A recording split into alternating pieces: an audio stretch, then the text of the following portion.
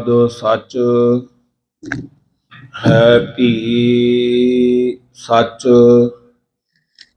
ਨਾਨਕ ਹੋਸੀ ਭੀ ਸੱਚ। ਮੂਕ ਊਚਰੈ ਸ਼ਾਸਤਰ ਖਟ, ਇੰਗ ਗਿਰਨ ਚੜ ਜਾਏ। ਅੰਧ ਲਖੈ ਬਦਰੋ ਸੁਣੈ, ਜੋ ਕਾਲ ਕਿਰਪਾ ਕਰਾਏ।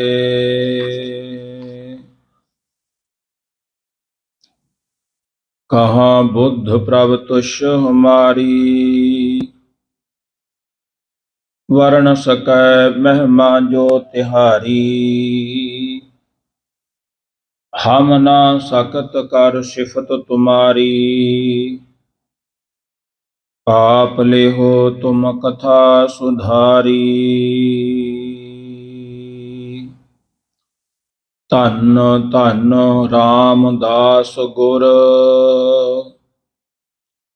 ਜਿਨ ਸਿਰਿਆ ਤਿਨੈ ਸੁਵਾਰਿਆ।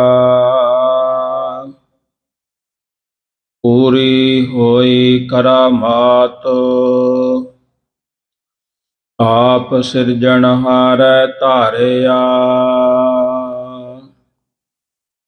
ਸਿੱਖੀ ਅਤੈ ਸੰਗਤੀ, ਪਾਰ ਬ੍ਰਹਮ ਕਰ ਨਮਸਕਾਰਿਆ।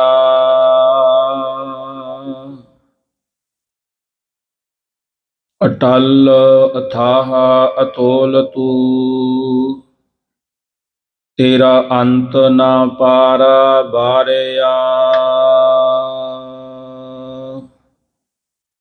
ਜਿਨੀ ਤੂੰ ਸੇਵਿਆ ਭਾਉ ਕਰ, ਸੇ ਤੁਧ ਪਾਰ ਉਤਾਰਿਆ। ਲਭ ਲੋਭ ਕਾਮ ਕ੍ਰੋਧ ਮੋਹ, ਮਾਰ ਕੱਢੇ ਤੁਧ ਸਾ ਪਰਵਾਰਿਆ। ਧਨ ਸੋ ਤੇਰਾ ਥਾਨ ਹੈ, ਸੱਚ ਤੇਰਾ ਪੈ ਸਕਾਰਿਆ। ਨਾਨਕ ਤੂੰ ਲਹਿਣਾ ਤੂੰ ਹੈ ਗੁਰ ਅਮਰ ਤੂੰ ਵਿਚਾਰਿਆ। ਗੁਰ ਡਿਠਾ ਤਾ ਮਨ ਸਾਧਾਰਿਆ। ਡੰਡਾਉਤ ਬੰਧਨ ਅਨਕ ਵਾਰ, ਸਰਬ ਕਲਾ ਸਮਰੱਥ। ਡੋਲਣ ਤੇ ਰਾਖੋ ਪ੍ਰਭੂ, ਨਾਨਕ ਦੇ ਕਰ ਹੱਥ। ਵਾਹਿਗੁਰੂ ਸਾਹਿਬ ਜੀ। ਰਾਗ ਗੌੜੀ ਗੋਰਾਰੇਰੀ। ਮਹੱਲਾ ਪਹਿਲਾ। ਚੌਪਦੇ ਦੋ ਪਦੇ, ਇਕ ਓੰਕਾਰ ਸਤਿਨਾਮ ਕਰਤਾ ਪੁਰਖ ਨਿਰਭਉ ਨਿਰਵੈਰ। ਅਕਾਲ ਮੂਰਤ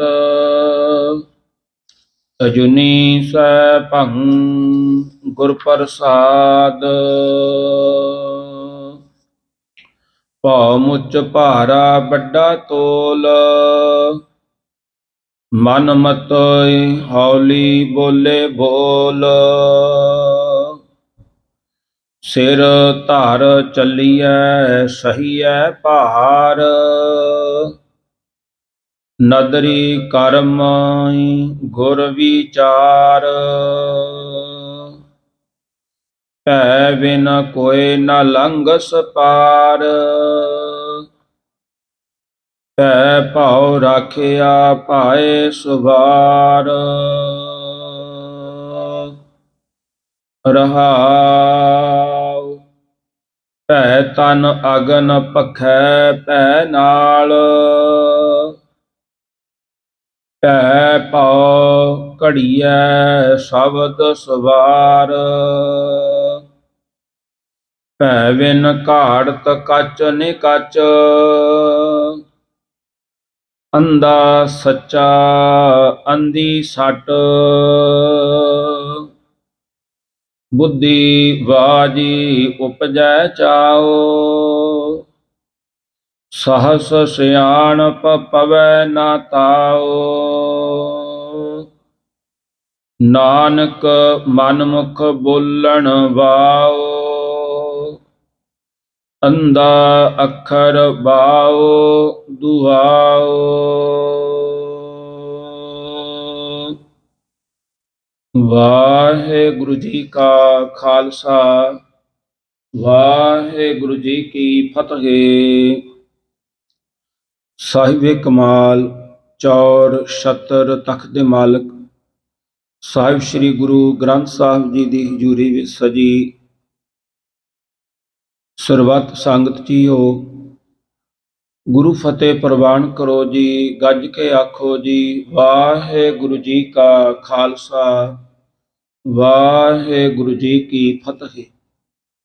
ਆਪ ਸਰਬੱਤ ਸੰਗਤਾਂ ਨੂੰ ਚੌਥੇ ਪਾਤਸ਼ਾਹ ਧੰਨ ਧੰਨ ਰਾਮਦਾਸ ਗੁਰ, ਜਿਨ ਸਿਰਿਆ ਤਿਨੈ ਸਵਾਰਿਆ, ਸਮਰੱਥ ਗੁਰੂ ਸਿਰ ਹੱਥ ਧਰਿਓ, ਗੁਰ ਕੀਨੀ ਕਿਰਪਾ ਹਰ ਨਾਮ ਦਿਓ। ਜਿਸ ਦੇਖ ਚਰਨ ਅਗਨ ਹਰਿਓ, ਨਿਸਵਾਸਰ ਏਕ ਸਮਾਨ, ਧਿਆਨ ਸੋ ਨਾਮ ਸੁਣੇ ਸੁਤ ਭਾਨ ਡਰਿਓ। ਭਨ ਦਾਸ ਸੋ ਆਸ ਜਗਤਰ ਗੁਰੂ ਕੀ, ਪਾਰਸ ਭੇਟ ਪਰਸ ਕਰਿਓ। ਰਾਮਦਾਸ ਗੁਰੂ ਹਰ ਸਤ ਕੀਓ, ਸਮਰੱਥ ਗੁਰੂ ਸਿਰ ਹੱਥ ਧਰਿਓ। ਦੇ ਮਹਾਂ ਵਾਕਾਂ ਅਨੁਸਾਰ ਧੰਨ ਧੰਨ ਸਾਹਿਬ ਸ੍ਰੀ ਗੁਰੂ ਰਾਮਦਾਸ ਜੀ ਮਹਾਰਾਜ ਜੀ ਦੇ ਪ੍ਰਕਾਸ਼ ਪੁਰਬ ਦੀਆਂ ਆਪ ਸੰਗਤਾਂ ਨੂੰ ਲੱਖ ਲੱਖ ਵਧਾਈਆਂ ਹੋਣ। ਪਾਤਸ਼ਾਹ ਜੀ ਸਭ ਦੇ ਉੱਪਰ ਤਰੁੱਠ ਕਰਕੇ ਆਪਣੀ ਕਿਰਪਾ ਬਖਸ਼ਿਸ਼ ਬਣਾ ਕੇ ਰੱਖਣ,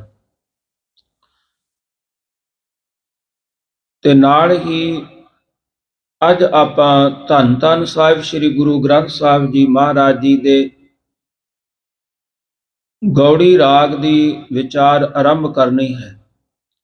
ਗੁਰੂ ਗ੍ਰੰਥ ਸਾਹਿਬ ਜੀ ਮਹਾਰਾਜ ਜੀ ਦਾ 31 ਰਾਗਾਂ ਦੇ ਵਿੱਚੋਂ ਗੌੜੀ ਰਾਗ ਤੀਜਾ ਰਾਗ ਹੈ।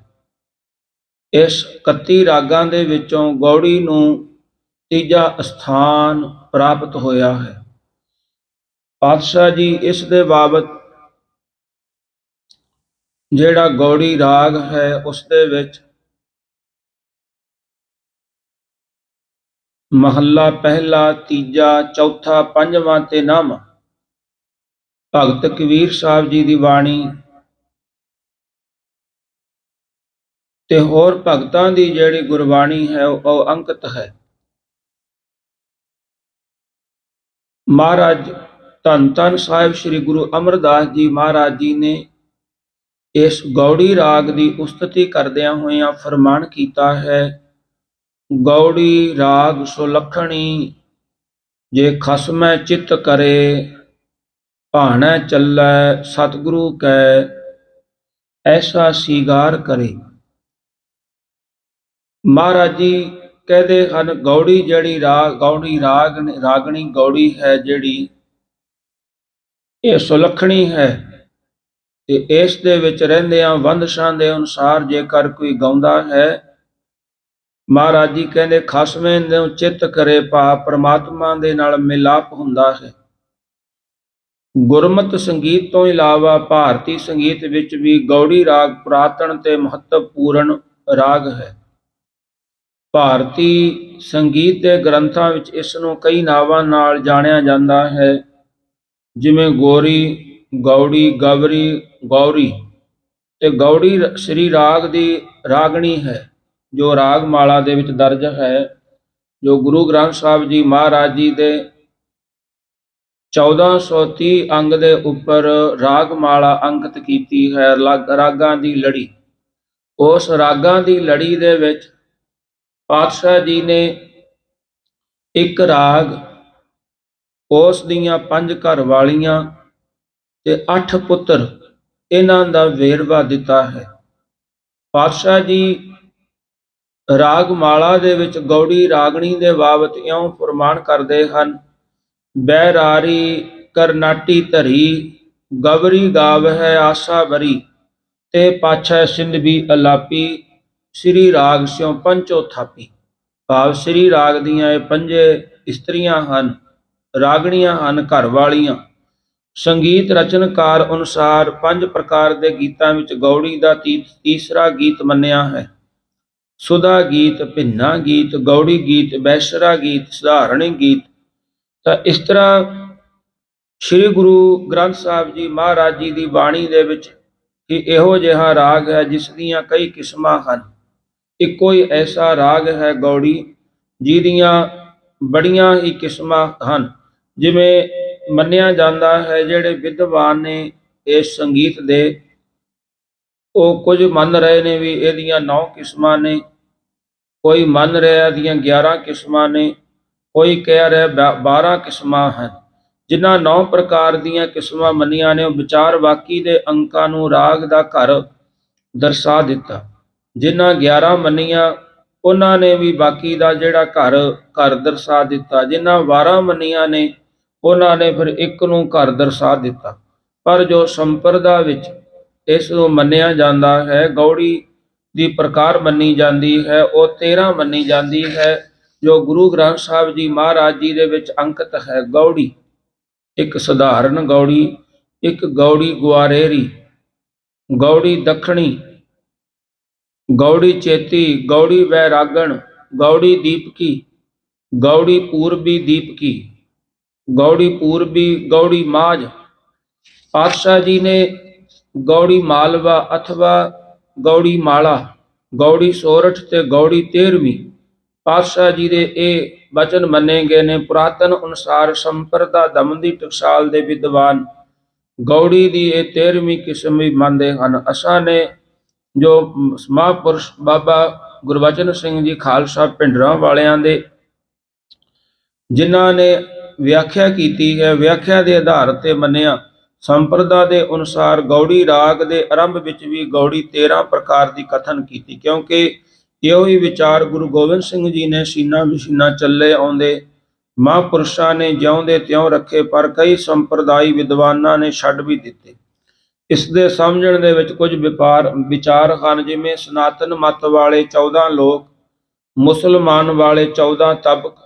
ਪਰੰਤੂ ਗੁਰੂ ਨਾਨਕ ਦੇਵ ਸਾਹਿਬ ਜੀ ਮਹਾਰਾਜ ਜੀ ਨੇ ਸ੍ਰੀ ਜਪਜੀ ਸਾਹਿਬ ਦੇ ਵਿੱਚ ਇਹ ਕਹਿ ਦਿੱਤਾ, ਬੇਅੰਤਤਾ ਦਰਸਾਈ ਹੈ ਕਿ ਕੇਵਲ 14 ਲੋਕ ਜਾਂ 14 ਤਬਕ ਹੀ ਨਹੀਂ, ਬਲਕਿ ਇਸ ਤੋਂ ਅੱਗੇ ਹੋਰ ਵੀ ਲੱਖਾਂ ਹਨ। ਜਿਵੇਂ ਮਹਾਰਾਜ ਜੀ ਦਾ ਫਰਮਾਨ ਹੈ, ਪਾਤਾਲਾਂ ਪਾਤਾਲ ਲੱਖ, ਆਗਾਸਾਂ ਆਗਾਸ। ਇਸੇ ਪ੍ਰਕਾਰ ਮਾਤ ਲੋਕ ਦੇ ਰਾਗੀਆਂ ਗੌੜੀ ਦੀਆਂ ਕਿਸਮਾਂ ਦੀ ਗਿਣਤੀ ਭਾਵੇਂ 9 11 ਆਦਿ ਤੇ ਖੜੀ ਹੈ, ਪਰ ਭਗਤ ਕਬੀਰ ਸਾਹਿਬ ਜੀ ਨੇ ਇਸ ਰੂਹਾਨੀਅਤ ਦੀ ਅਵਸਥਾ ਦੀ ਜੋ ਅਨੁਭਵ ਕੀਤਾ, ਉਹਨਾਂ ਆਪਣੇ ਮੁਖੋਂ ਬਿਆਨ ਕਰ ਦਿੱਤਾ ਕਿ ਰੂਹਾਨੀਅਤ ਮੰਡਲ ਵਿੱਚ ਇਸ ਦੀਆਂ ਹੋਰ ਵੀ ਕਿਸਮਾਂ ਹਨ, ਜਿਸ ਨੂੰ ਗੁਰੂ ਸਾਹਿਬ ਜੀ ਨੇ ਗੌੜੀ 13ਵੀਂ ਕਰਕੇ ਵੀ ਗੁਰੂ ਗ੍ਰੰਥ ਸਾਹਿਬ ਦੇ ਵਿੱਚ ਦਰਜ ਕੀਤਾ ਹੈ ਕਿ ਇਹਦੀਆਂ ਹੋਰ ਵੀ ਇੰਨੀਆਂ ਕਿਸਮਾਂ ਹਨ।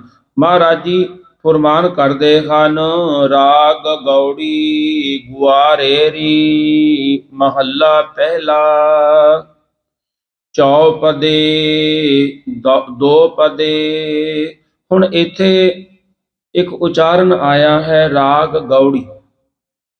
ਜਿਹੜਾ ਰਾਗ ਦਾ ਨਾਮ ਹੈ ਉਹ ਗੌੜੀ ਹੈ। ਗੌੜੀ ਇਸਤਰੀ ਵਾਚਕ ਸ਼ਬਦ ਹੈ ਤੇ ਇਸ ਨੂੰ ਜੇ ਆਪਾਂ ਕਥਾ ਕਰਦੇ ਹਾਂ ਤੇ ਕਥਾ ਦੇ ਵਿੱਚ ਇਹਨੂੰ ਗੌੜੀ ਰਾਗਣੀ ਬੋਲਿਆ ਜਾਵੇਗਾ।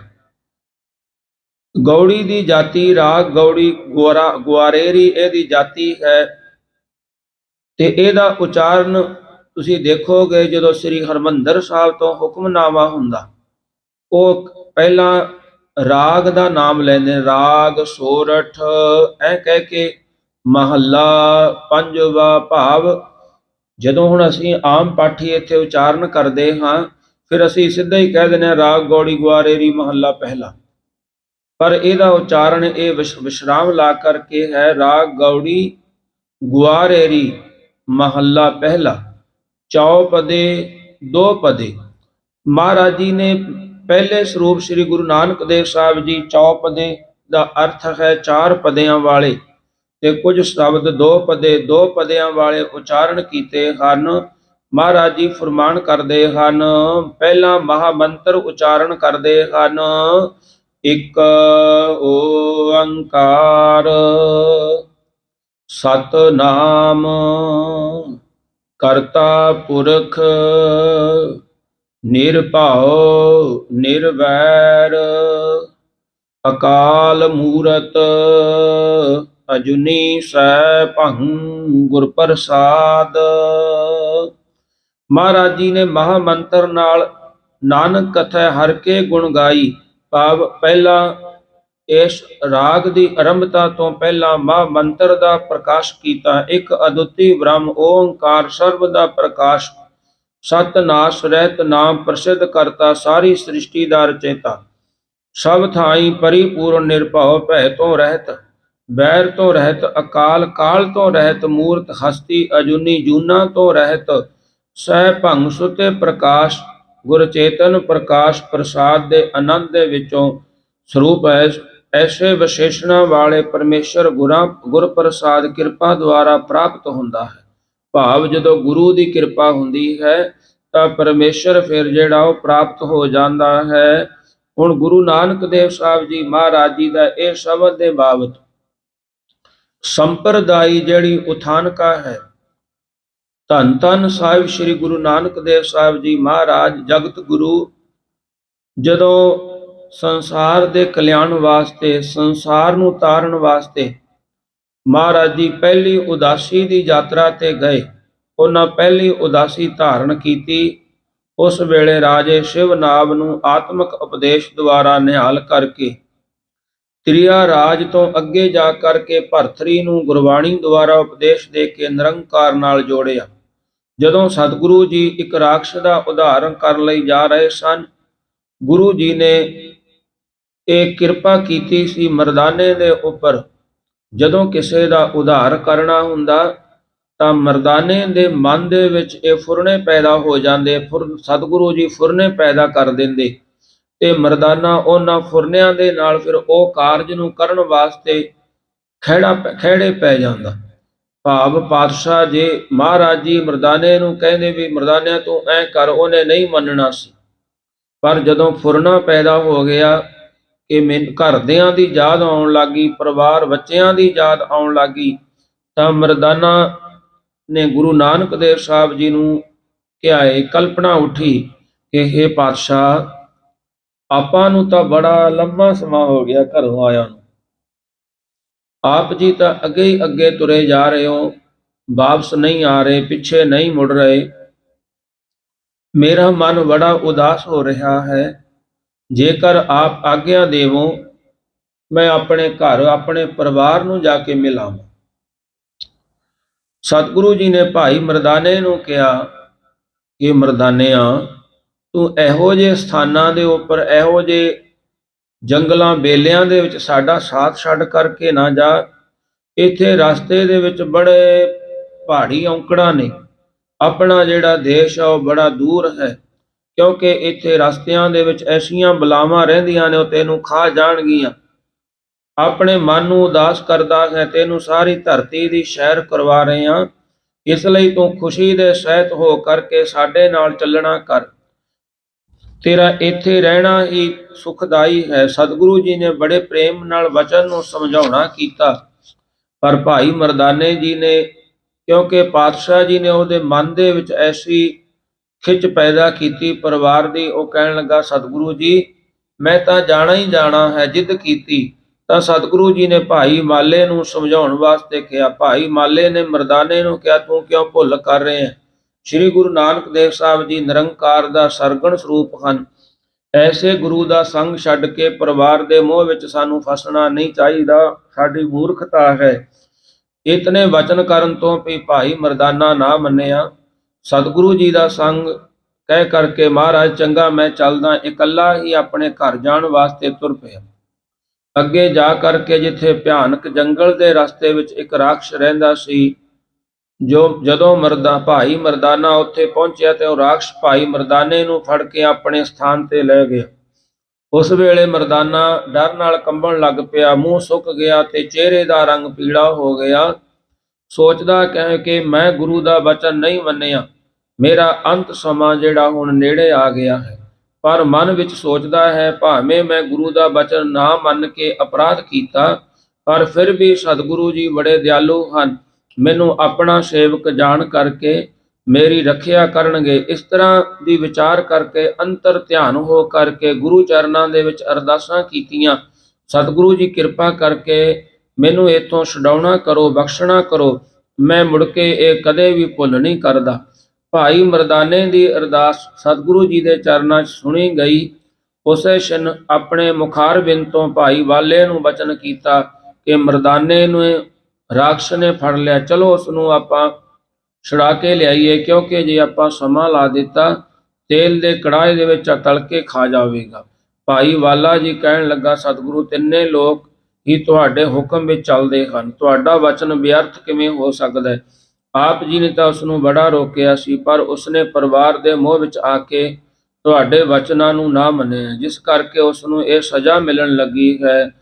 ਕਿਉਂਕਿ ਗੁਰੂ ਨਾਨਕ ਪ੍ਰਕਾਸ਼ ਪੂਰਬਾਦ ਅਧਿਆਏ 5ਵੇਂ ਦੇ ਵਿੱਚ ਇਹ ਭਾਈ ਸੰਤੋਖ ਸਿੰਘ ਜੀ ਕਵੀ ਚੂੜਾਮਣੀ ਨੇ ਲਿਖਿਆ ਹੈ, ਅਫਲ ਵਚਨ ਕਿਉਂ ਹੋਏ ਤੁਮਾਰਾ, ਜਿਹ ਕੇ ਤੀਨ ਲੋਗ ਅਨੁਸਾਰਾ, ਰਹੇ ਹਟਾਏ ਨਾ ਮਨ ਹੈ ਮੂੜਾ, ਨਿਜ ਕੁਟੰਬ ਤੇ ਮੋਹ ਅਰੂਢਾ।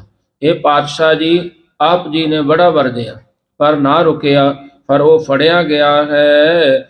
ਤੇ ਸਤਿਗੁਰੂ ਜੀ ਨੇ ਫਿਰ ਪ੍ਰਕਾਸ਼ ਭਾਈ ਸੰਤੋਖ ਸਿੰਘ ਜੀ ਗੁਰੂ ਨਾਨਕ ਪ੍ਰਕਾਸ਼ ਦੇ ਵਿੱਚ ਲਿਖਦੇ ਹਨ, ਮਰਦਾਨੇ ਕਉ ਦੇਖ ਕਰ ਵਿਗਸਤ ਗਿਰਾ ਅਲਾਏ, ਕਿਉਂ ਬੈਠੇ ਘਰ ਜਾਤ ਨਹਿ, ਸੁਧ ਨਿਜ ਦੇਹੋ ਬਤਾਏ। ਜਦੋਂ ਮਰਦਾਨੇ ਦੇ ਕੋਲ ਸਤਿਗੁਰੂ ਜੀ ਚਲੇ ਗਏ ਤੇ ਉੱਥੇ ਜਾ ਕਰਕੇ ਦੇਖਿਆ ਮਰਦਾਨਾ ਬੜਾ ਉਦਾਸ ਸੀ। ਮਹਾਰਾਜ ਜੀ ਨੇ ਇਹ ਵਚਨ ਉਲਾ ਕਰਕੇ ਕਹਿੰਦਾ ਵੀ ਹੁਣ ਤੂੰ ਕਿਉਂ ਨਹੀਂ ਘਰੇ ਜਾਂਦਾ, ਇੱਥੇ ਕਿਉਂ ਉਦਾਸ ਹੋਇਆ ਬੈਠਾ ਹੈ। ਜਦੋਂ ਗੁਰੂ ਨਾਨਕ ਦੇਵ ਸਾਹਿਬ ਜੀ ਮਹਾਰਾਜ ਜੀ ਨੇ ਉੱਥੇ ਚਰਨ ਪਾਏ, ਉਧਰੋਂ ਕੌਡੇ ਨੇ ਰਾਖਸ਼ ਨੇ ਭਾਈ ਮਰਦਾਨੇ ਨੂੰ ਉਸ ਕੜਾਹੇ ਵਿੱਚ ਸੁੱਟਿਆ। ਸਤਿਗੁਰੂ ਜੀ ਕਿਰਪਾ ਦੇ ਦ੍ਰਿਸ਼ਟੀ ਨਾਲ ਕੜਾਹੇ ਵੱਲ ਦੇਖਿਆ, ਤਪਦਾ ਤੇ ਹੋਇਆ ਤੇਲ ਸਰਦੀ ਦੀ ਰੁੱਤ ਦੇ ਪਾਣੀ ਵਾਂਗ ਠੰਡਾ ਹੋ ਗਿਆ। ਜਦੋਂ ਇਹ ਕੌਤਕ ਦੇਖਿਆ ਰਾਖਸ਼ ਨੇ ਤੇ ਉਹ ਕੌਡਾ ਰਾਖਸ਼ ਬੋਲਿਆ, ਤੂੰ ਕੌ ਹੋ ਹੈ ਤੂੰ ਕਹਤੇ ਚੱਲ ਆਇਓ, ਤਪਤ ਕਰਾਹਾ ਜਿਨ ਸੀਤ ਲਾਇਓ। ਇਹ ਵੀ ਬਚਨ ਗੁਰੂ ਨਾਨਕ ਪ੍ਰਕਾਸ਼ ਦੇ ਵਿੱਚ ਹਨ। ਤੇ ਉਹ ਰਾਖਸ਼ ਕਹਿਣ ਲੱਗੇ, ਤੁਸੀਂ ਕੌਣ ਹੋ, ਕਿੱਥੋਂ ਚੱਲ ਕੇ ਆਇਓ, ਤੇ ਮੇਰਾ ਤਪਦਾ ਹੋਇਆ ਕੜਾਹੇ ਨੂੰ ਤੁਸੀਂ ਠੰਡਾ ਕਰ ਦਿੱਤਾ, ਸੀਤਲ ਹੋ ਗਿਆ ਹੈ। ਤਾਂ ਮਹਾਰਾਜ ਗੁਰੂ ਨਾਨਕ ਦੇਵ ਪਾਤਸ਼ਾਹ ਜੀ ਕਹਿਣ ਲੱਗੇ, ਭਾਈ ਇਹ ਸਾਡਾ ਸੇਵਾਦਾਰ ਹੈ ਤੇ ਇਸ ਨੂੰ ਤੂੰ ਇਸ ਤਰ੍ਹਾਂ ਨਹੀਂ ਕਰ ਸਕਦਾ, ਮੈਂ ਹੁਣ ਤੱਕ ਐਸਾ ਹੀ ਕਰਦਾ ਰਿਹਾ। ਉਹਨੇ ਕਿਹਾ, ਮੈਂ ਬਹੁਤ ਬੰਦੇ ਖਾਦੇ ਹਨ, ਪਰ ਜਿਹੜੇ ਬੰਦੇ ਮੈਨੂੰ ਐਸੇ ਸੁਭਾਅ ਪਿਆ, ਐਸੇ ਮੇਰੀ ਆਦਤ ਸੀ, ਮੈਂ ਹਰ ਇੱਕ ਜੀਵ ਨੂੰ ਹੀ ਖਾ ਜਾਣਾ। ਮੈਨੂੰ ਕਿਸੇ ਨੇ, ਇਹ ਰੱਬ ਦੇ ਪਿਆਰੇ ਨੇ ਅਦਭੁਤ ਸ਼ੀਸ਼ਾ ਬਖਸ਼ਿਆ। ਉਸਦੇ ਕੋਲ ਸ਼ੀਸ਼ਾ ਸੀ, ਜਿਹੜਾ ਸ਼ੀਸ਼ੇ ਵਿੱਚ ਜਿਸ ਦੀ ਸ਼ਕਲ ਜਿਉਂ ਦੀ ਤਿਉਂ ਮਨੁੱਖ ਰੂਪ ਦਿਸੇ, ਸਮਝ ਲੈਣਾ ਕਿ ਉਹ ਤੇਰਾ ਉਧਾਰ ਕਰਤਾ ਨਿਰੰਕਾਰ ਹੀ ਹੈ। ਇਹ ਸ਼ੀਸ਼ੇ ਵਿੱਚ ਪਿਛਲੇ ਜਨਮਾਂ ਦੇ ਸਰੀਰ ਦੀ ਫੋਟੋ ਆਵੇਗੀ ਤੇ ਹੁਣ ਤੱਕ ਪਸ਼ੂ ਪੰਛੀ ਆਦਿ ਦੀ ਸ਼ਕਲ ਹੀ ਆਉਂਦੀ ਰਹੀ, ਜਿਸ ਕਰਕੇ ਗੁਰੂ ਨਾਨਕ ਦੇਵ ਸਾਹਿਬ ਜੀ ਮਹਾਰਾਜ ਜੀ ਨੂੰ ਕਹਿਣ ਲੱਗੇ, ਪਾਤਸ਼ਾਹ ਆਪ ਜੀ ਦੀ ਇਸ ਦੇ ਵਿੱਚ ਤਸਵੀਰ ਉਵੇਂ ਦਿਖ ਰਹੀ ਹੈ ਜਿੱਦਾਂ ਤੁਸੀਂ ਉਦਾਂ ਦਿਖ ਰਹੇ ਹੋ, ਤੇ ਆਪ ਜੀ ਹੁਣ ਮੇਰਾ ਵੀ ਕਿਰਪਾ ਕਰਕੇ ਉਧਾਰ ਕਰੋ। ਤੇ ਮਹਾਰਾਜ ਜੀ ਨੇ ਫਿਰ ਕੌਡੇ ਰਾਖਸ਼ ਦੇ ਉੱਪਰ ਤਰਸ ਖਾ ਕਰਕੇ ਉਹਦਾ ਉਧਾਰ ਕਰਕੇ ਉਹਨੂੰ ਸਿੱਧੇ ਰਸਤੇ ਆਉਣਾ ਕੀਤਾ ਹੈ। ਇਹ ਸ਼ਬਦ ਜਿਹੜਾ ਗੌੜੀ ਰਾਗ ਦਾ ਪਹਿਲਾ ਸ਼ਬਦ ਹੈ, ਇਹ ਸ਼ਬਦ ਦੇ ਪ੍ਰਥਾਏ ਉਚਾਰਿਆ ਹੈ। ਮਹਾਰਾਜ ਜੀ ਪ੍ਰਮਾਣ ਕਰਦੇ ਹਨ, ਭਉ ਮੁਚ ਭਾਰਾ ਵੱਡਾ ਤੋਲ, ਮਨ ਮਤ ਹੌਲੀ ਬੋਲੇ ਬੋਲ।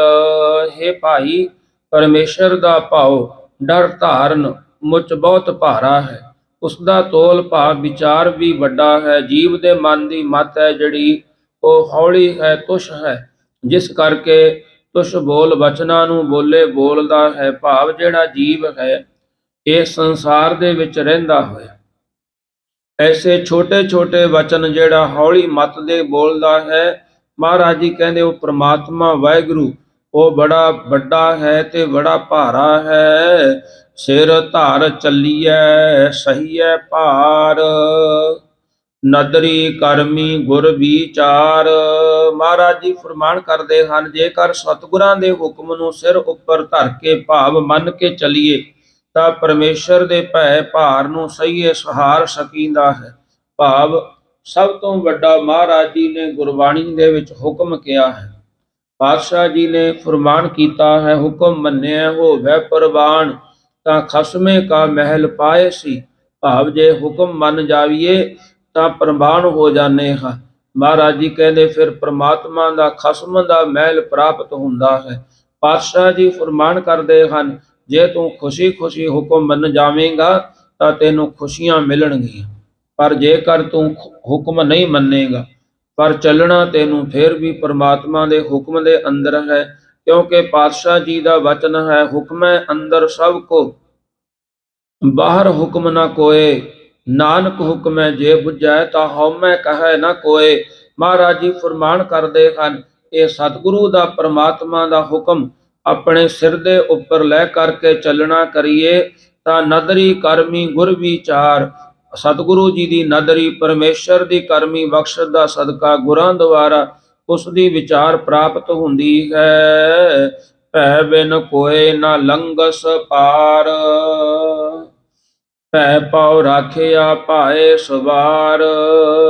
ਮਹਾਰਾਜ ਜੀ ਫਰਮਾਨ ਕਰਦੇ ਹਨ, ਪਰਮਾਤਮਾ ਪਰਮੇਸ਼ਰ ਦੇ ਭੈ ਡਰ ਧਾਰਨ ਕੀਤੇ ਤੋਂ ਬਿਨਾਂ ਕੋਈ ਵੀ ਸੰਸਾਰ ਸਮੁੰਦਰ ਤੋਂ ਪਾਰ ਨਹੀਂ ਲੰਘ ਸਕਦਾ। ਕਿਉਂਕਿ ਜਿੰਨਾ ਚਿਰ ਅਸੀਂ ਪਰਮਾਤਮਾ ਦੇ ਨਾਲ ਭਾਉ ਦੇ ਨਾਲ ਇਹਨਾਂ ਦਾ ਸਿਮਰਨ ਨਹੀਂ ਕਰਦੇ, ਸਤਿਗੁਰੂ ਜੀ ਦੇ ਚਰਨਾਂ ਦੇ ਵਿੱਚ ਸਿਮਰਨ ਨਹੀਂ ਕਰਦੇ, ਉਹਨਾਂ ਚਿਰ ਅਸੀਂ ਇਹ ਜਿਹੜਾ ਸੰਸਾਰ ਸਮੁੰਦਰ ਹੈ ਇਸ ਨੂੰ ਲੰਘ ਨਹੀਂ ਸਕਦੇ। ਕਿਉਂਕਿ ਇਹ ਬੜਾ ਅਥਾਹ ਡੂੰਘਾ ਹੈ। ਗੁਰਮੁਖ ਜਨਾਂ ਨੇ ਪਰਮੇਸ਼ਰ ਦੇ ਨਾਲ ਭਾਏ ਪ੍ਰੇਮ ਕਰਕੇ ਮਨ ਵਿੱਚ ਵੀ ਉਸਦੇ ਭੈ, ਤਨ ਵਿੱਚ ਵੀ ਉਸਦੇ ਭੈ ਨੂੰ ਸਵਾਰ ਕੇ ਰੱਖਿਆ ਹੋਇਆ ਹੈ। ਰਹਾਉ। ਮਹਾਰਾਜ ਜੀ ਰਹਾਉ ਦਾ ਵਿਸ਼ਰਾਮ ਦੇ ਕਰਕੇ ਰਹਾਉ ਦਿੰਦਿਆਂ ਹੋਇਆਂ ਕਹਿ ਰਹੇ ਹਨ, ਭੈ ਤਨ ਅਗਨ ਪਖੈ ਭੈ ਨਾਲ। ਮਹਾਰਾਜ ਜੀ ਫਰਮਾਨ ਕਰਦੇ ਹਨ, ਤਨ ਸਰੀਰ ਕਰਕੇ ਭੈ ਡਰ ਧਾਰਨ ਕਰਨ, ਅਗਨ ਅੱਗ ਦੀ ਨਿਆਈ ਹੈ, ਮਨ ਵਿੱਚ ਧਾਰਨ ਕਰਨਾ ਕਰੀਏ। ਜਿਵੇਂ ਫੂਕਣੀ ਦੀ ਨਿਆਈ ਬਾਣੀ ਵਿੱਚ ਧਾਰਨ ਕਰਨਾ, ਅੱਗ ਪਖੈ ਪਖਾਉਣ ਦੀ ਨਿਆਈ ਹੈ। ਸੁਨਿਆਰਾ ਜਿਵੇਂ ਸੁਨਿਆਰਾ ਵੀਰ ਆਪਣੀ ਫੂਕ ਦੇ ਨਾਲ ਅੱਗ ਨੂੰ ਭਖਾਉਂਦਾ, ਤਿਵੇਂ ਮਨ ਵਿੱਚ ਵੀ ਭੈ ਕਰਕੇ ਜੋ ਬਾਣੀ ਨਾਲ ਡਰ ਵਿੱਚ ਵਾਕ ਉਚਾਰਨੇ ਹਨ, ਇਹ ਸਰੀਰ ਵਿੱਚ ਪਰਮੇਸ਼ਰ ਦੇ ਭੈ ਨੂੰ ਅੱਗ ਨੂੰ ਭਖਾਉਣਾ ਹੈ। ਭਾਵ ਜਿਵੇਂ ਆਪਾਂ ਸਿਮਰਨ ਕਰਦੇ ਹਾਂ, ਵਾਹਿਗੁਰੂ ਵਾਹਿਗੁਰੂ ਜਪਦੇ ਹਾਂ, ਗੁਰਬਾਣੀ ਪੜ੍ਹਦੇ ਹਾਂ, ਨਿਤਨੇਮ ਕਰਦੇ ਹਾਂ, ਇਹ ਇੱਕ ਫੂਕਣੀ ਦੀ ਤਰ੍ਹਾਂ ਫੂਕਾਂ ਮਾਰਨੀਆਂ ਹਨ। ਇਹ ਸਰੀਰ ਦੇ ਵਿੱਚ ਨਾਮ ਸਿਮਰਨ ਵਾਲੇ ਜਿਹੜੀ ਪ੍ਰਚੰਡ ਅਗਨੀ ਹੈ ਉਸ ਨੂੰ ਤੇਜ਼ ਕਰਨਾ ਹੈ। ਭੈ ਪਉ ਘੜੀਐ ਭਾਇ ਸ਼ਬਦ ਸੁਵਾਰ। ਜਿਨ੍ਹਾਂ ਨੇ ਸਤਿਗੁਰਾਂ ਦੇ ਸ਼ਬਦ ਉਪਦੇਸ਼ ਦੁਆਰਾ ਨਾਮ ਅਭਿਆਸ ਦੀ ਕਮਾਈ ਕਰਕੇ ਮਨ ਨੂੰ ਸਵਾਰਨਾ ਕੀਤਾ ਹੈ, ਉਹਨਾਂ ਨੇ ਇਸ ਲੋਕ ਦਾ ਭੈ ਡਰ ਤੇ ਪਰਲੋਕ ਦਾ ਭਾਉ ਡਰ, ਜਨਮਾਂ ਤੇ ਜਾਤੀ ਭੈ ਨੂੰ ਘੜੀਏ ਭਾਵ ਨਿਵਰਤ ਕਰ ਲਈਏ। ਭੈ ਬਿਨ ਘਾੜਤ ਕੱਚ ਨਿਕਚ, ਅੰਧਾ ਸੱਚਾ ਅੰਧੀ ਸੱਟ। ਮਹਾਰਾਜ ਜੀ ਫਰਮਾਨ ਕਰਦੇ ਹਨ, ਹਿਰਦੇ ਵਿੱਚ ਪਰਮੇਸ਼ਰ ਦੇ ਭੈ ਡਰ ਧਾਰਨ ਕੀਤੇ ਤੋਂ ਬਿਨਾਂ ਬਗੈਰ ਗਿਆਨ ਆਦੀਆਂ ਘਾੜਤਾਂ ਘੜਨੀਆਂ ਕੱਚਨ। ਕੱਚ ਤੋਂ ਵੀ ਕੱਚ ਕੱਚੀਆਂ ਹਨ, ਕੱਚ ਨਿਕਚ, ਕੱਚ ਤੋਂ ਵੀ ਨਿਕਚ ਹਨ, ਨਿਕੰਮੀਆਂ ਹਨ। ਮਨਮੁਖਾਂ ਦਾ ਅੰਤःਕਰਨ ਰੂਪੀ ਸੱਚਾ ਪਰਮੇਸ਼ਰ ਦੇ ਭੈ ਧਾਰਨ ਤੋਂ ਬਗੈਰ ਹੋਣ ਕਰਕੇ ਅੰਨਾ ਹੈ, ਜਿਸ ਕਰਕੇ ਅਗਿਆਨਤਾ ਦੀ ਅੰਧੀ ਸੱਟ ਜਿਹੜੀ ਚੋਟ ਪੈਂਦੀ ਹੈ, ਮਹਾਰਾਜ ਜੀ ਕਹਿੰਦੇ ਉਹਦੇ ਨਾਲ ਇਹ ਫਿਰ ਜਿਹੜਾ ਮਨਮੁਖ ਹੈ ਉਹ ਸਾਰਾ ਹੀ ਹਿੱਲ ਜਾਂਦਾ ਹੈ। ਭਾਵ ਜਦੋਂ ਕੋਈ ਪਰਿਵਾਰ ਦੇ ਵਿੱਚ ਕੋਈ ਐਸੀ ਸੱਟ ਪੈ ਜਾਵੇ, ਬਿਮਾਰੀ ਦੀ ਸੱਟ ਲੱਗ ਜਾਵੇ, ਮਹਾਰਾਜ ਜੀ ਕਹਿੰਦੇ ਫਿਰ ਇਹ ਜਿਹੜਾ ਮਨਮੁਖ ਹੈ ਉਹ ਸਾਰਾ ਹੀ ਹਿੱਲ ਜਾਂਦਾ ਹੈ। ਬੁੱਧੀ ਬਾਜੀ ਉਪਜੈ ਚਾਓ, ਸਹਸ ਸਿਆਣਪ ਪਵੈ ਨਾ ਤਾਓ। ਜਿਨ੍ਹਾਂ ਦੀ ਬੁੱਧੀ ਵਿੱਚ ਸੰਸਾਰ ਦੀ ਬਾਜੀ ਹੈ, ਖੇਡ ਦੇਖਣ ਦਾ ਚਾਉ ਉਤਸ਼ਾਹ ਉਪਜੇ ਪੈਦਾ ਹੁੰਦਾ ਹੈ। ਸੰਸਾਰ ਰੂਪੀ ਬਾਜੀ ਵਿੱਚ ਵਿਸ਼ੇ ਭੋਗਣ ਦਾ ਚਾਉ ਉਤਸ਼ਾਹ ਪੈਦਾ ਹੁੰਦਾ ਹੈ। ਉਹ ਭਾਵੇਂ ਸੱਸ ਹਜ਼ਾਰਾਂ ਸਿਆਣਪਾਂ ਦੇ ਵੈਰਾਗ ਦੀਆਂ ਸਿੱਖਿਆਵਾਂ ਤਿੱਖਿਆਂ ਦੇ ਦਈਏ, ਤਾਂ ਵੀ ਉਹਨਾਂ ਦੇ ਮਨ ਵਿੱਚ ਪਰਮੇਸ਼ਰ ਦਾ ਭੈ ਭਾਉ ਤਾ ਨਹੀਂ ਪੈਂਦਾ, ਭਾਵ ਉਸੇ ਵਸ ਸਾਧਨਾ ਰੂਪੀ ਤਾ ਦੇ ਵਿੱਚ ਨਹੀਂ ਪੈਂਦੇ ਹਨ। ਤੇ ਅੱਜ ਧੰਨ ਧੰਨ ਸਾਹਿਬ ਸ੍ਰੀ ਗੁਰੂ ਰਾਮਦਾਸ ਜੀ ਮਹਾਰਾਜ ਜੀ ਦਾ ਪ੍ਰਕਾਸ਼ ਪੁਰਬ ਹੈ। ਉਹਨਾਂ ਦੇ ਪ੍ਰਕਾਸ਼ ਪੁਰਬ ਨੂੰ ਮੁੱਖ ਰੱਖਦਿਆਂ ਹੋਇਆਂ ਆਪਾਂ ਕੁਝ ਕੁ ਸਤਿਗੁਰੂ ਜੀ ਦੀਆਂ ਜਿਹੜੀਆਂ ਬਿਆਨ ਆਇਆ ਹੈ, ਸਿੱਖਿਆ ਆਈ ਹੈ, ਤੇ ਉਹਨੂੰ ਆਪਾਂ ਸ਼੍ਰਵਣ ਕਰਨਾ ਕਰੀਏ। ਜਿਸ ਤਰ੍ਹਾਂ ਧੰਨ ਧੰਨ ਸ੍ਰੀ ਗੁਰੂ ਰਾਮਦਾਸ ਜੀ ਮਹਾਰਾਜ, ਜਿਨ੍ਹਾਂ ਨੇ ਗੁਰੂ ਨਾਨਕ ਦੇਵ ਸਾਹਿਬ ਜੀ ਦੀ ਚੌਥੀ ਗੱਦੀ ਦਾ ਵਾਰਸ ਬਣੇ। ਸ੍ਰੀ ਗੁਰੂ ਨਾਨਕ ਦੇਵ ਸਾਹਿਬ ਜਦੋਂ ਗੁਰਤਾ ਗੱਦੀ ਤੀਜੀ ਪੀੜ੍ਹੀ ਗੁਰੂ ਅਮਰਦਾਸ ਜੀ ਕੋਲ ਆ ਗਈ, ਤਾਂ ਬੇਦੀ ਅੰਮ੍ਰਿਤ ਰਾਏ ਦੇ ਦਿੱਤੇ ਹੋਏ ਵਰਦਾਨ ਅਨੁਸਾਰ ਚੌਥੇ ਥਾਂ ਤੇ ਗੁਰਤਾ ਗੱਦੀ ਜਿਸ ਗੁਰੂ ਜੀ ਨੂੰ ਸੌਂਪਣੀ ਸੀ, ਉਸ ਗੁਰੂ ਦਾ ਅਵਤਾਰ ਪ੍ਰਕਾਸ਼ ਉੱਪਰ ਦੱਸੇ ਬਜ਼ੁਰਗਾਂ ਦੀ ਪੀੜ੍ਹੀ ਵਿੱਚੋਂ ਬਾਬਾ ਹਰਦਾਸ ਮੱਲ ਸੋਢੀ ਖੱਤਰੀ ਦੇ ਘਰ ਮਾਤਾ ਦਇਆ ਕੌਰ ਦੀ ਕੁੱਖੋਂ ਸੰਮਤ 1591 ਬਿਕਰਮੀ ਕੱਤਕ ਦੀ ਵਦੀ ਦੂਜ ਦਿਨ ਵੀਰਵਾਰ ਨੂੰ ਨਛੱਤਰ ਚਿਤਰਾ ਅੱਜ ਦੇ ਦਿਨ ਪ੍ਰਕਾਸ਼ ਧਾਰਨ ਕੀਤਾ। 2 ਨਵੰਬਰ 1534 ਈਸਵੀ ਹਮਿਆਊ ਬਾਦਸ਼ਾਹ ਨੇ ਦੇ ਸਮੇਂ ਚੂਨਾ ਮੰਡੀ ਲਾਹੌਰ ਵਿਖੇ, ਜਿਸ ਦਾ ਵੇਰਵਾ ਪੰਥ ਪ੍ਰਕਾਸ਼ ਦੇ ਵਿੱਚ ਇਉਂ ਆਉਂਦਾ ਹੈ। ਭਾਈ ਗਿਆਨੀ ਗਿਆਨ ਜੀ ਦੱਸਦੇ ਹਨ, ਲਾਉਪੁਰ ਮੈਂ ਰਹਿ ਸੋਢੀ ਖੱਤਰੀ, ਬਿਦਤ ਠਾਕੁਰ ਹਰਦਾਸ ਸੋ ਅਤਰੀ। ਕਹਿੰਦੇ ਲਾਉ ਦਾ ਮਤਲਬ ਹੈ ਲਾਹੌਰ। ਲਾਹੌਰ ਦੇ ਸ਼ਹਿਰਪੁਰ ਦੇ ਵਿੱਚ, ਲਾਹੌਰ ਸ਼ਹਿਰ ਵਿੱਚ ਕਹਿੰਦੇ ਸੋਢੀ ਖੱਤਰੀ ਆਦਿਕ ਇਹ ਰਹਿੰਦੇ ਹਨ। ਬਿਦਤ ਠਾਕੁਰ ਹਰਦਾਸ ਸੋ ਅਤਰੀ, ਉਹਨਾਂ ਦੇ ਵਿੱਚੋਂ ਇੱਕ ਹਰਦਾਸ ਨਾਂ ਦਾ ਜਿਹੜਾ ਖੱਤਰੀ ਹੈ, ਜੋ ਬੜਾ ਸਿਆਣਾ ਹੈ, ਉਹ ਰਹਿ ਰਿਹਾ ਹੈ। ਦਇਆ ਕੌਰ ਪਤਨੀ ਤਿਸ ਕੇਰੀ, ਤਿਸ ਪ੍ਰਤ ਪਤ ਬ੍ਰਤਾ ਗੁਣ ਗਨੈ ਉਜੇਰੀ। ਕਹਿੰਦੇ ਉਹਨਾਂ ਦੀ ਜਿਹੜੀ ਹਰਦਾਸ ਜੀ ਦੀ ਧਰਮ ਸੁਪਤਨੀ ਸੀ ਮਾਤਾ ਦਇਆ ਕੌਰ, ਜੋ ਬੜਾ ਹੀ ਪਤੀ ਵਰਤ ਧਰਮ ਦੇ ਉੱਪਰ ਪਹਿਰਾ ਦੇਂਦੀ ਸੀ। ਰਾਮਦਾਸ ਸੁਤ ਤਿਨ ਕੋਇ ਜਯੋ, ਸੂਰਜ ਸੋਢ ਬੰਸ ਕਾ ਭਇਓ। ਫਿਰ ਕਹਿੰਦੇ ਉਹਨਾਂ ਦੇ ਘਰ ਵਿੱਚ ਸ੍ਰੀ ਗੁਰੂ ਰਾਮਦਾਸ ਸੁਤ ਤਿਨ ਕੇ ਜਯੋ। ਹੁਣ ਇੱਥੇ ਇੱਕ ਸੰਪਰਦਾਇ ਕਹਿ ਲਈਏ ਜਾਂ ਇੱਕ ਚੱਲਦਾ ਆਉਂਦਾ ਵੀ ਗੁਰੂ ਰਾਮਦਾਸ ਜੀ ਦਾ ਨਾਮ ਪਹਿਲਾ ਨਾਮ ਜੇਠਾ ਸੀ, ਪਰ ਗਿਆਨੀ ਗਿਆਨ ਸਿੰਘ ਜੀ ਨੇ ਇਹ ਦੱਸਿਆ ਕਿ ਰਾਮਦਾਸ ਤਿਨ ਕੇ ਜਯੋ, ਸੂਰਜ ਸੋਢ ਬੰਸ ਕਾ ਭਇਓ। ਉਹ ਸੂਰਜ ਸੋਢ ਵੰਸ਼ ਦੇ ਵਿੱਚੋਂ ਸੂਰਜ ਬੰਸੀ ਦੇ ਵਿੱਚ ਪੈਦਾ ਹੋਇਆ। ਕਾਤਕ ਬਾਦੀ ਦੂਜ ਸੁਭ ਜਾਨਵ, ਸੰਮਤ 1591। ਕਹਿੰਦੇ ਉਹਨਾਂ ਦਾ ਜਿਹੜਾ ਪ੍ਰਕਾਸ਼ ਹੋਇਆ ਕੱਤਕ ਬਦੀ ਦੂਜ ਨੂੰ, ਤੇ ਸੰਮਤ 1591 ਨੂੰ।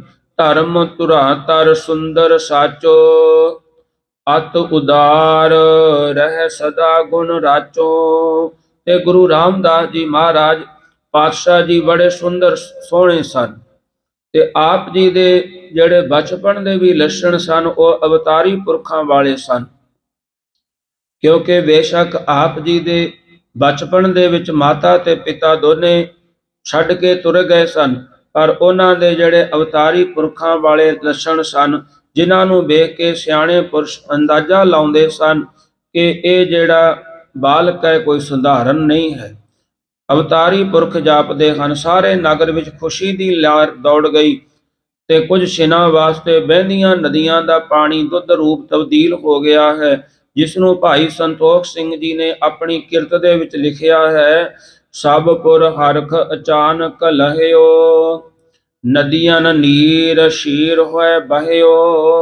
ਤੇ ਭਾਈ ਸੰਤੋਖ ਸਿੰਘ ਜੀ ਲਿਖਦੇ ਹਨ, ਕਹਿੰਦੇ ਸਾਰੇ ਨਗਰ ਦੇ ਵਿੱਚ, ਸਾਰੇ ਪੁਰ ਦੇ ਵਿੱਚ ਬੜੀ ਖੁਸ਼ੀ ਹੋਈ। ਅਚਾਨਕ ਹੀ ਹਰ ਇੱਕ ਦੇ ਹਿਰਦੇ ਖਿੜ ਗਏ। ਭਾਵ ਪਤਾ ਨਹੀਂ ਲੱਗ ਰਿਹਾ ਸੀ ਵੀ ਸਾਡੇ ਹਿਰਦਿਆਂ 'ਚ ਇੰਨੀ ਖੁਸ਼ੀ ਕਿਉਂ ਹੈ। ਤੇ ਭਾਈ ਸੰਤੋਖ ਸਿੰਘ ਜੀ ਫਰਮਾਨ ਦੱਸਦੇ ਹਨ, ਨਦੀਆਂ ਨੀਰ ਸ਼ੀਰ ਹੋਏ ਬਹਿਓ। ਭਾਵ ਜਿਹੜੀਆਂ ਕੁਝ ਸਮੇਂ ਵਾਸਤੇ ਨਦੀਆਂ ਸੀ ਨਾ, ਉਹ ਵੀ ਦੁੱਧ ਦੀਆਂ ਵਹਿਣ ਲੱਗ ਪਈਆਂ ਹਨ। ਸ੍ਰੀ ਗੁਰੂ ਸਾਹਿਬ ਜੀ ਦੇ ਅਵਤਾਰ ਸੰਬੰਧੀ ਭੱਟ ਜੀ ਆਪਣੇ ਸਵਈਆਂ ਦੇ ਵਿੱਚ ਲਿਖਦੇ ਹਨ, ਕਵ ਕਲ ਠਾਕੁਰ ਹਰਦਾਸ ਤਨੇ, ਗੁਰ ਰਾਮਦਾਸ ਸਰ ਅਭਰ ਭਰੇ। ਮਹਾਰਾਜ ਜੀ ਫਰਮਾਨ ਕਰਦੇ ਹਨ, ਕਹਿੰਦੇ ਭਾਈ ਸ੍ਰੀ ਕਲ ਕਵੀ ਜੀ ਕਹਿੰਦੇ ਨੇ ਕਿ ਠਾਕੁਰ ਚੌਧਰੀ ਅਥਵਾ ਸੁਆਮੀ ਹਰਦਾਸ ਜੀ ਦੇ ਤਨੇ ਪੁੱਤਰ ਭਾਈ ਜੇਠਾ ਜੀ ਆਪਣੇ ਜਿਨ੍ਹਾਂ ਦੇ ਹਿਰਦੇ ਰੂਪੀ ਤਲਾਬ ਪ੍ਰੇਮ ਤੋਂ ਖਾਲੀ ਸਨ, ਹਿਰਦੇ ਪ੍ਰੇਮ ਆਦਿਕ ਦੇ ਗੁਣਾ ਕਰਕੇ ਭਰ ਦਿੱਤੇ ਹਨ। ਮਾਤਾ ਪਿਤਾ ਦੀ ਤਪੱਸਿਆ ਦਾ ਫਲ ਦੇਣ ਵਾਸਤੇ ਗੁਰੂ ਨਾਨਕ ਦੇਵ ਸਾਹਿਬ ਜੀ ਦਾ ਚੌਥਾ ਜਾਮਾ ਇਹਨਾਂ ਤਪਸਵੀਆਂ ਦੇ ਘਰ ਦੇ ਵਿੱਚ ਪੁੱਤਰ ਰੂਪ ਹੋ ਕਰਕੇ ਪ੍ਰਗਟ ਹੋਇਆ। ਇਹਨਾਂ ਦਾ ਜਦੋਂ ਨਾਮਕਰਨ ਕੀਤਾ ਤਾਂ ਨਾਮ ਜੇਠਾ ਰੱਖਿਆ। ਤੇ ਇਸ ਤੋਂ ਬਾਅਦ ਬਾਲਪਣ ਦੇ ਚੋਜ ਕਰਕੇ ਮਾਤਾ ਪਿਤਾ ਨੂੰ ਬੜਾ ਸੁਖ ਦਿੰਦੇ। ਆਪ ਜੀ ਦੇ ਚਿਹਰੇ ਵਿੱਚ ਚੜ੍ਹਦੇ ਸੂਰਜ ਵਰਗਾ ਪ੍ਰਤਾਪ ਅਤੇ ਪੂਰਨਮਾਸ਼ੀ ਦੇ ਚੰਦਰਮੇ ਵਰਗੀ ਠੰਡ ਦਰਸ਼ਨ ਕਰਨ ਵਾਲੇ ਨੂੰ ਪ੍ਰਤੀਤ ਹੁੰਦੀ। ਪੁੱਤਰ ਭਾਵੇਂ ਕਿਸੇ ਗਰੀਬ ਦੇ ਘਰ ਪੈਦਾ ਹੋਵੇ ਜਾਂ ਅਮੀਰ ਦੇ, ਆਪਣੀ ਆਪਣੀ ਵਿੱਤ ਅਨੁਸਾਰ ਖੁਸ਼ੀ ਦਾ ਪ੍ਰਗਟਾਵਾ ਕਰਦੇ ਹਨ। ਇਹ ਪ੍ਰਗਟਾਵਾ ਬਾਬਾ ਹਰਦਾਸ ਮੱਲ ਜੀ ਨੇ ਆਪਣੇ ਵਿੱਤ ਅਨੁਸਾਰ ਕੀਤਾ। ਵਧਾਈਆਂ ਦੇਣ ਵਾਲਿਆਂ ਨੂੰ ਖੁਸ਼ੀਆਂ ਵੰਡੀਆਂ। ਸਰੀਕੇ ਕਬੀਲੇ ਵਿੱਚ ਨਗਰ ਨਿਵਾਸੀਆਂ ਨੂੰ ਵਧਾਈਆਂ ਰੂਪ ਵਿੱਚ ਪਦਾਰਥ ਵੰਡੇ। ਗਰੀਬਾਂ ਨੂੰ ਪੁੱਤਰ ਦੀ ਪ੍ਰਾਪਤੀ ਦੀ ਖੁਸ਼ੀ ਵਿੱਚ ਧਨ ਵਸਤਰ ਜਥਾ ਜੋਗ ਦਾਨ ਕੀਤੇ।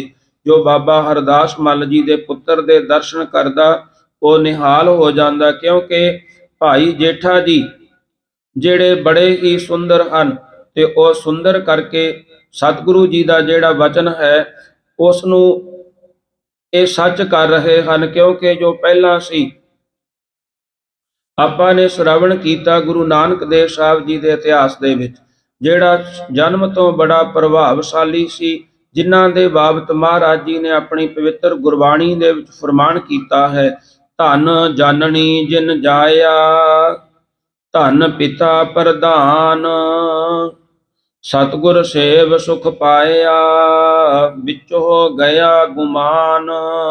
ਤਾਂ ਮਹਾਰਾਜ ਗੁਰੂ ਰਾਮਦਾਸ ਜੀ ਚੌਥੇ ਪਾਤਸ਼ਾਹ ਜੀ ਨੇ ਅੱਜ ਦੇ ਦਿਨ ਮਾਤਾ ਦਇਆ ਕੌਰ ਦੀ ਗੁੱਖ ਨੂੰ ਭਾਗ ਲਾਏ। ਬਾਬਾ ਹਰਦਾਸ ਜੀ ਦੇ ਵਿਹੜੇ ਨੂੰ ਭਾਗ ਲਾ ਕਰਕੇ ਉਹਨਾਂ ਨੂੰ ਵਡਿਆਈ ਬਖਸ਼ ਕਰਕੇ ਚੂਨਾ ਮੰਡੀ ਲਾਹੌਰ ਦੇ ਵਿੱਚ ਆਪਣਾ ਪ੍ਰਕਾਸ਼ ਧਾਰਨ ਕੀਤਾ। ਆਪ ਸਰਬੱਤ ਸੰਗਤਾਂ ਗੁਰੂ ਰਾਮਦਾਸ ਜੀ ਮਹਾਰਾਜ ਜੀ ਦੇ ਪ੍ਰਕਾਸ਼ ਨੂੰ ਮਨਾਉਣ ਵਾਸਤੇ ਕਈ ਦਿਨਾਂ ਤੋਂ ਲੈ ਕਰਕੇ ਸੁਖਮਣੀ ਸੁਸਾਇਟੀ ਤੇ ਆਪ ਸੰਗਤਾਂ ਵੱਲੋਂ ਪ੍ਰਭਾਤ ਫੇਰੀਆਂ ਕੀਤੀਆਂ ਜਾ ਰਹੀਆਂ ਨੇ। ਤੇ ਨਾਲ ਹੀ ਭਾਈ ਸਾਹਿਬ ਨੇ ਇਹ ਵੀ ਬਚਨ ਸਾਂਝੇ ਕੀਤੇ ਨੇ ਵੀ ਅਸਲ ਪ੍ਰਭਾਤ ਫੇਰੀਆਂ ਤਾਂ ਜਿਹੜਾ ਗੁਰੂ ਸਾਹਿਬ ਜੀ ਦਾ ਗੁਰਤਾ ਗੱਦੀ ਆ ਰਹੀ ਹੈ ਸ਼ਤਾਬਦੀ, ਉਸ ਦੇ ਸੰਬੰਧ ਦੇ ਵਿੱਚ ਇਹ ਸਮਾਗਮ ਹੋ ਰਹੇ ਨੇ। ਤੇ ਇਹਨਾਂ ਨੂੰ ਮੁੱਖ ਰੱਖਦਿਆਂ ਹੋਇਆਂ ਗੁਰਦੁਆਰਾ ਸਾਹਿਬ ਦੇ ਵਿੱਚ 2 ਰੋਜ਼ਾ ਸਮਾਗਮ ਹੈ। ਇੱਕ ਦਿਨ ਬਾਬਾ ਬੰਤਾ ਸਿੰਘ ਤੇ ਇੱਕ ਦਿਨ ਬਾਬਾ ਜੀਵਾ ਸਿੰਘ ਜੀ ਇਸ ਸਮਾਗਮ ਦੇ ਵਿੱਚ ਸ਼ਿਰਕਤ ਕਰਕੇ ਆਪ ਸੰਗਤਾਂ ਨੂੰ ਗੁਰ ਇਤਿਹਾਸ ਦੇ ਨਾਲ ਜੋੜਨਾ ਕਰਨਗੇ। ਪਾਤਸ਼ਾਹ ਜੀ ਫਰਮਾਨ ਕਰਦੇ ਹਨ, ਕਹਿੰਦੇ ਉਹ ਸਮਾਂ ਜਿਹੜਾ ਪਹਿਲਾਂ ਕਦੀ ਬੇਦੀਆਂ ਨੇ ਸੋਢੀਆਂ ਦੇ ਨਾਲ ਕੀਤਾ ਸੀ, ਜਦੋਂ ਬੇਦੀ ਵੇਦ ਪੜ੍ਹ ਕਰਕੇ ਆਏ ਤਾਂ ਉਹਨਾਂ ਨੇ ਸੋਢੀਆਂ ਨੂੰ ਇਹ ਵੇਦ ਕਥਾ ਦੱਸੀ, ਵੇਦ ਕਥਾ ਸੁਣਾਉਣੀ ਕਰੀ। ਇੰਨੀ ਵੇਦ ਕਥਾ ਸੁਣੀ ਤੇ ਸੋਢੀ ਆਪਣਾ ਰਾਜ ਦੇ ਕਰਕੇ ਬੇਦੀਆਂ ਤੋਂ ਚਲੇ ਗਏ। ਤੇ ਬੇਦੀਆਂ ਨੇ ਵਚਨ ਕੀਤਾ ਕਿ ਜਦੋਂ ਕਲਯੁਗ ਦੇ ਵਿੱਚ ਤੁਹਾਡੀ ਪੀੜ੍ਹੀ ਚੱਲੇਗੀ ਤਾਂ ਜਿਹੜਾ ਸਾਡੀ ਚੌਥੀ ਪਾਤਸ਼ਾਹ ਹੋਵੇਗਾ ਤੇ ਚੌਥੀ ਪਾਤਸ਼ਾਹੀ ਦੇ ਵਿੱਚ ਅਸੀਂ ਤੁਹਾਡਾ ਜਿਹੜਾ ਰਾਜ ਹੈ ਉਹ ਵਾਪਸ ਕਰ ਦੇਵਾਂਗੇ। ਉਹ ਚੌਥੇ ਪਾਤਸ਼ਾਹ ਗੁਰੂ ਰਾਮਦਾਸ ਜੀ ਮਹਾਰਾਜ ਜਿਨ੍ਹਾਂ ਦੇ ਬਾਬਤ ਫਰਮਾਨ ਕੀਤਾ ਹੈ, ਧੰਨ ਧੰਨ ਰਾਮਦਾਸ ਗੁਰ ਜਿਨ ਸਿਰਿਆ ਤਿਨੈ ਸਵਾਰਿਆ, ਪੂਰੀ ਹੋਈ ਕਰਾਮਾਤ ਆਪ ਸਿਰਜਣਹਾਰੈ ਧਾਰਿਆ। ਪਾਤਸ਼ਾਹ ਜੀ ਨੇ ਕਿਰਪਾ ਕੀਤੀ ਹੈ। ਆਓ ਆਪਾਂ ਇਹ ਸ਼ਬਦ ਦੀਆਂ ਰਹਿੰਦੀਆਂ ਪੰਕਤੀਆਂ ਦੀ ਵਿਚਾਰ ਸ਼੍ਰਵਣ ਕਰਕੇ ਸਮਾਪਤੀ ਦੇ ਵੱਲ ਵਧਦੇ ਹਾਂ। ਆਪਣਾ ਸਮਾਂ ਹੋ ਗਿਆ ਹੈ। ਨਾਨਕ ਮਨਮੁਖ ਬੋਲਣ ਬਾਓ, ਅੰਧਾ ਅੱਖਰ ਬਾਓ ਦੁਆਓ। ਮਹਾਰਾਜ ਜੀ ਫਰਮਾਨ ਕਰਦੇ ਹਨ ਕਿ ਇਸੇ ਮਨਮੁਖਾਂ ਨਾਲ ਬੋਲਣ ਬਚਨ ਵਿਲਾਸ ਕਰਨੇ ਬੇਅਰਥ ਹਨ। ਮਨਮੁਖਾਂ ਦਾ ਬੋਲਣਾ ਬਾਓ ਬੇਅਰਥ ਹੈ। ਜਿਹੜੇ ਉਪਦੇਸ਼ ਕਰਤਾ ਅਖੁਰ ਉਪਦੇਸ਼ ਅੰਧਾ ਅਗਿਆਨਤਾ ਵਾਲਾ ਹੈ, ਉਸ ਦੁਆਰਾ ਸ਼ਰਾਪ ਤੇ ਦੁਆਓ ਅਸੀਸ ਦੇਣੀ ਵਿਅਰਥ ਹੈ ਤੇ ਦੁਆ ਦੇਣੀ ਵਿਅਰਥ ਹੈ। ਮਹਾਰਾਜ ਜੀ ਫਰਮਾਨ ਕਰਦੇ ਹਨ, ਕਹਿੰਦੇ ਭਾਈ ਇਸ ਕਰਕੇ ਅੰਧਾ ਅੱਖਰ ਵਾਓ ਦੁਆਓ, ਅਗਿਆਨੀ ਮਨਮੁਖਾਂ ਦਾ ਅੱਖਰ ਉਪਦੇਸ਼ ਵਾਓ ਦੁਆਓ ਵਿਅਰਥ ਹੀ। ਮਨਮੁਖ ਪਖੰਡੀਆਂ ਦੀਆਂ ਅਸੀਸਾਂ ਬਦ ਅਸੀਸਾਂ ਦੇਣੀਆਂ ਹਵਾ ਦੇ ਖੜਕੇ ਵਾਂਗ ਹੀ ਹਨ। ਤੇ ਇੱਥੇ ਪਾਤਸ਼ਾਹ ਗੁਰੂ ਨਾਨਕ ਦੇਵ ਸਾਹਿਬ ਜੀ ਮਹਾਰਾਜ ਜੀ ਨੇ ਕੌਡੇ ਰਾਖਸ਼ ਨੂੰ ਇਹ ਉਪਦੇਸ਼ ਦੇ ਕਰਕੇ ਪਰਮੇਸ਼ਰ ਦਾ ਡਰ ਕਿਵੇਂ ਧਾਰਨ ਕਰੀਏ, ਤਾਂ ਸਤਿਗੁਰੂ ਜੀ ਨੇ ਇਹ ਸ਼ਬਦ ਉਚਾਰਨ ਕਰਕੇ ਉਸ ਕੌਡੇ ਰਾਖਸ਼ ਨੂੰ ਸਿੱਧੇ ਰਸਤੇ ਪਾਉਣਾ ਕੀਤਾ ਹੈ। ਆਓ ਪਾਤਸ਼ਾਹ ਜੀ ਦੇ ਚਰਨਾਂ 'ਚ ਅਰਦਾਸ ਬੇਨਤੀ ਜੋਦੜੀ ਕਰੀਏ ਕਿ ਮਹਾਰਾਜ ਸਾਡੇ ਤੇ ਵੀ ਕਿਰਪਾ ਕਰੀ, ਜਿਵੇਂ ਆਪ ਜੀ ਨੇ ਬਚਪਨ ਦੇ ਵਿੱਚ ਇਹ ਕੌਤਕ ਕੀਤੇ। ਕਿਉਂਕਿ ਬਚਪਨ ਦੇ ਵਿੱਚ ਸਤਿਗੁਰੂ ਜੀ ਦੇ ਜਿਹੜੇ ਮਾਤਾ ਪਿਤਾ ਸੀ ਉਹ ਛੱਡ ਕੇ ਤੁਰ ਗਏ ਸਨ। ਸਤਿਗੁਰੂ ਜੀ ਦਾ ਜਿਹੜਾ ਪਹਿਲਾ ਪਾਲਣ ਪੋਸ਼ਣ ਸੀ ਉਹ ਗੁਰੂ ਰਾਮਦਾਸ ਜੀ ਮਹਾਰਾਜ ਜੀ ਦੇ ਨਾਨੇ ਨੇ ਕੀਤਾ।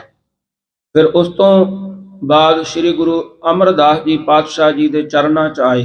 ਫਿਰ ਪਾਤਸ਼ਾਹ ਜੀ ਨੇ ਇਹਨਾਂ ਨੂੰ ਸੰਗਤ ਦੇ ਵਿੱਚ ਰਲਾ ਕਰਕੇ ਵੱਡੇ ਭਾਗਾਂ ਵਾਲੇ ਬਣਾਇਆ।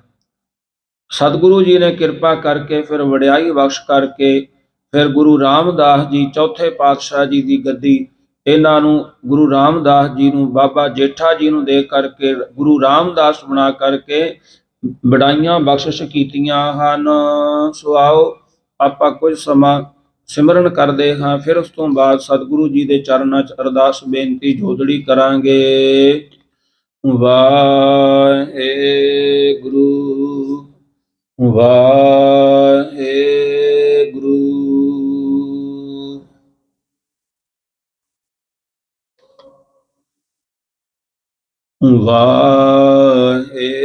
ਵਾਹਿਗੁਰੂ ਵਾਹਿਗੁਰੂ।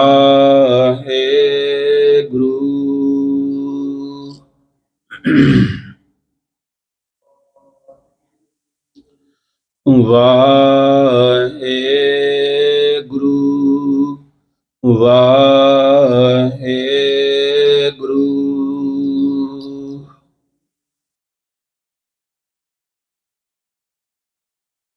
ਵਾਹਿਗੁਰੂ ਵਾਹਿਗੁਰੂ।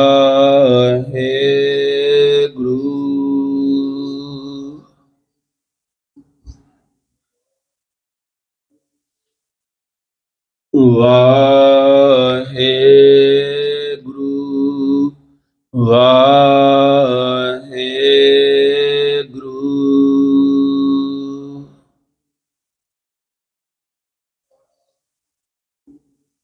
ਸਲੋਕ ਪਵਨ ਗੁਰੂ ਪਾਣੀ ਪਿਤਾ ਮਾਤਾ ਧਰਤ ਦਿਵਸ ਰਾਤ ਦੋਇ ਦਾਈ ਦਾਇਆ ਖੇਲੈ ਚੰਗਿਆਈਆ ਬੁਰਿਆਈਆ ਬਾਚੈ ਧਰਮ ਕਰਮੀ ਆਪੋ ਆਪਣੀ ਕੇ ਜਿਹੜਾ ਕੇ ਜਿਨੀ ਨਾਮ ਧਿਆਇਆ ਗਏ ਮਸਕਤ ਨਾਨਕ ਤੇ ਮੁਖ ਉਜਲੇ ਕੀਤੀ ਛੁੱਟੀ ਜਿਨੀ ਨਾਮ ਧਿਆਇਆ ਗਏ ਮਸਕਤ ਨਾਨਕ ਤੇ ਮੁਖ ਉਜਲੇ ਕੀਤੀ ਛੁੱਟੀ। ਵਾਹਿਗੁਰੂ ਜੀ ਕਾ ਖਾਲਸਾ ਵਾਹਿਗੁਰੂ ਜੀ ਕੀ ਫਤਿਹ।